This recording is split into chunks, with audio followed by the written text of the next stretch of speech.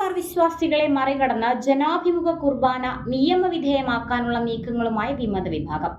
ഏകം trust രൂപീകരിച്ച് വിമതർ സഭ വിട്ടുപോകുമെന്ന് വത്തിക്കാൻ മെത്രാപ്പൊലീത്തൻ വികാരിയുടെ കത്ത്. വിമതരുടെ ആവശ്യങ്ങൾ അംഗീകരിച്ചാൽ ഏകീകൃത കുർബാന ചൊല്ലുമെന്നും കത്തിൽ. എറണാകുളം അങ്കമാലി അതിരൂപതയിൽ ജനാഭിമുഖ കുർബാന നിയമവിധേയമാക്കാനുള്ള നീക്കങ്ങൾ സജീവമായി നടക്കുന്നതായുള്ള വിവരങ്ങൾ പുറത്തുവരുന്നു. വിമത വിഭാഗത്തിന്റെ സമ്മർദ്ദത്തിനു വഴങ്ങി സ്ഥിരം സിനഡിനെ സ്വാധീനിക്കാൻ ചില മെത്രാപ്പൊലിത്തന്മാർ തന്നെയാണ് ഇതിന് മുൻകൈയെടുക്കുന്നതെന്നാണ് ലഭിക്കുന്ന വിവരം. കഴിഞ്ഞ ദിവസം അതിരൂപത ആസ്ഥാനത്ത് നടന്ന ചർച്ചകളിൽ ആഴ്ചയിൽ ഒരു കുർബാന സിനഡ് രീതിയിൽ ചൊല്ലാമെന്നും മറ്റു കുർബാനകൾ ജനാഭിമുഖ രീതിയിൽ തുടരുമെന്നും വിമതർ വ്യക്തമാക്കിയിരുന്നു.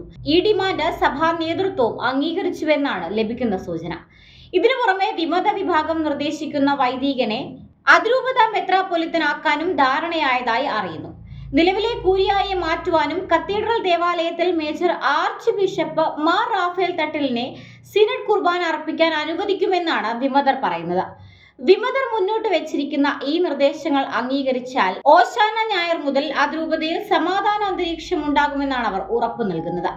വിമത വിഭാഗം ജനാഭിമുഖ കുർബാന നടപ്പിലാക്കാനും അതിനായുള്ള നിയമ പോരാട്ടത്തിനും രൂപീകരിച്ച ഏകം ട്രസ്റ്റ് കാണിച്ച് സ്ഥിരം സിനഡിനെയും സമ്മർദ്ദത്തിലാക്കിയാണ് ഈ പുതിയ നീക്കം നടത്തിയിരിക്കുന്നത്.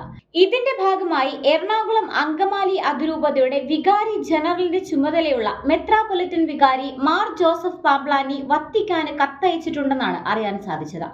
വിമതരെ അംഗീകരിച്ചില്ലെങ്കിൽ അവർ സഭ വിട്ടുപോകുമെന്നും അതിനായുള്ള നടപടികൾ സജീവമാണെന്നും കത്തിലുണ്ടെന്ന സൂചനകളാണ് പുറത്തുവരുന്നത്.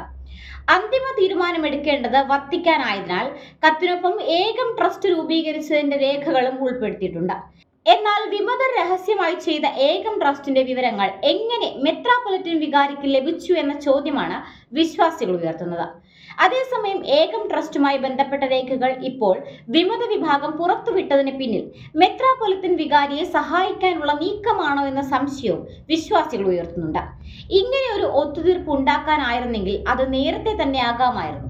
ഇത്ര നാളും കത്തോലിക്ക സഭയെയും വിശ്വാസികളെയും പൊതുജനങ്ങൾക്ക് മുൻപിൽ നാണം കെടുത്തിയത് എന്തിനെന്നുള്ള ചോദ്യത്തിന് മറുപടി നൽകേണ്ട ഉത്തരവാദിത്വത്തിൽ നിന്ന് സഭാ നേതൃത്വത്തിന് ഒഴിഞ്ഞു മാറാനാകില്ല എന്ന നിലപാടിലാണ് ബഹുഭൂരിപക്ഷം സഭാവിശ്വാസികൾ.